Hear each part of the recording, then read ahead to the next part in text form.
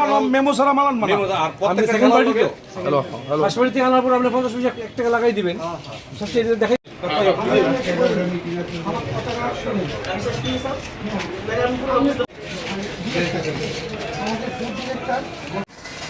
মেমোটা দেখি আপনি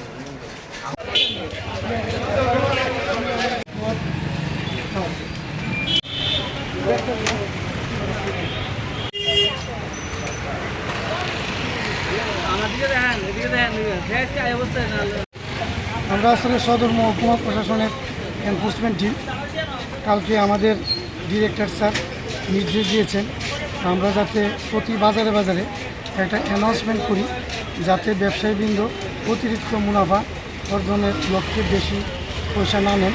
এই উদ্দেশ্যে আমরা কালকে থেকে আমরা শুরু করেছি বিভিন্ন বাজারে আমরা অ্যানাউন্সমেন্ট আমরা করতে শুরু করেছি এবং আজকে আমরা সকালে মহারাজগঞ্জ বাজারে বিভিন্ন ব্যবসায়ী বৃন্দ দিকে আমরা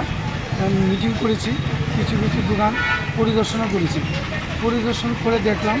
হোলসেল মার্কেটের থেকে কিছু কিছু দোকান একটু রেট বেশি নেয় তারই অঙ্গ হিসেবে আজকে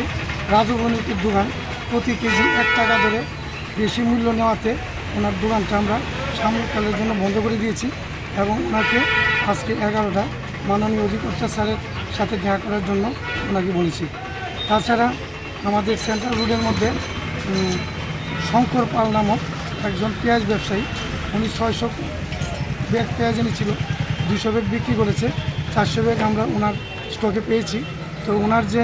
রেট আমরা যাচাই করে দিয়েছি যে ওরা 54 টাকা বিক্রি করার কথা সেটা 55 টাকা বিক্রি করছে প্রতি কেজিতে তো তার জন্য ওনার যে সেলটা আমরা আপাতত বদ্ধ রেখেছি এবং বলেছি কর্তৃপক্ষের আদেশ না পাওয়া পর্যন্ত আপনারা বিক্রি করবেন না এবং 11টায় আমাদের মাননীয় খাদ্য অধিকর্তার সাথে দেখা করার জন্য বলেছি তো এই ধরনের অভিযান আমরা প্রতিনিয়ত করছি এবং করব নমস্কার। টোটাল কটা দোকান আজকে বদ্ধ করেছেন? আজকে আমরা রাজু বণিক একটা দোকানই বদ্ধ করেছি আর শঙ্করপালের দোকানে 400 ব্যাগ পেঁয়াজ সেটা রেটটা ফিক্স না অবধি এটা বিক্রি না করার জন্য আমাকে নির্দেশ দিয়েছে। আচ্ছা খোলা বাজারে কত করে রেট রয়েছে আলু এবং পেঁয়াজ? আজকে